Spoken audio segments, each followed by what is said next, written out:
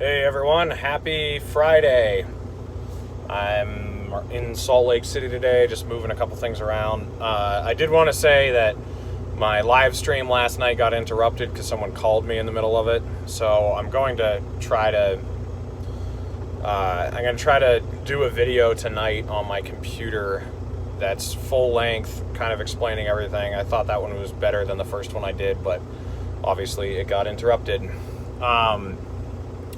Also, tonight I will be going on the Libertarians podcast again. Some of you guys know him, so tune in for that. And then he'll be coming on my show after that. So that'll be cool. Make sure you don't miss out on that. The MORE Act, which I forget what the acronym stands for, but it deschedules marijuana at the federal level. It passed the House, and if you look at the roll call, 5 Republicans voted for it, and then most of the Democrats voted for it, and Justin Amash voted for it. So it passed. It's probably not going to pass the Senate. I think Rand Paul and Mike Lee might vote for it, but they might not. And some Democrats probably won't vote for it, and pretty much all the Republicans won't vote for it. I would have voted for the bill. I did read it, and there's some stuff in it that I don't like. There's a 5% tax on it. There's subsidies to businesses that are going to use hemp products or marijuana products. So, I mean, it's not just a clean bill to deschedule marijuana, which is all it should be. You know, this is why we need the One Subject at a Time Act. This is why nothing gets passed, because the Republicans try to jam in their little thing and about raising military budgets and adding more bombers or whatever, and then the Democrats always have to add windmills or, something about immigration or whatever, so nothing ever gets passed. But I would have voted for it because the benefits far outweigh the drawbacks, because marijuana being legal and taxed is better than being illegal and throwing people in prison for using it.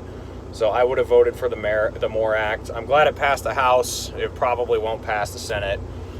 So hopefully when it doesn't pass, people will realize, if we're actually serious about this, we should just do a clean bill on descheduling marijuana, which I think Justin Amash has a bill that's been in the House for a while, and I think another Republican has a bill in the House that are both about just descheduling marijuana on the federal level.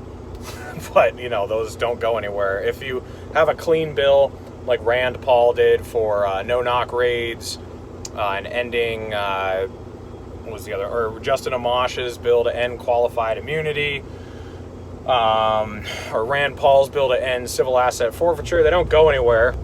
And I think it's almost by design. I feel like they like these, they especially like the omnibus bills, but they also like the, bills like this that have a bunch of bullshit jammed into them, because they can make it look like they're trying to do something when they're really not. They know that they're just posturing, and they know that the bill will never pass, so it's just all bullshit.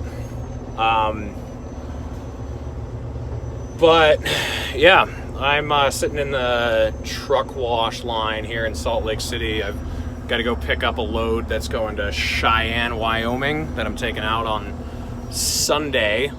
But I've got to give them some time to change the oil in one of the machines, so I'm just getting my truck washed in the meantime.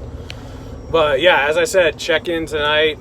I'll be on the Libertarians podcast, and he'll be on my show. On my show, we're actually going to talk about religion, because I don't know if you guys watched our last show that we did.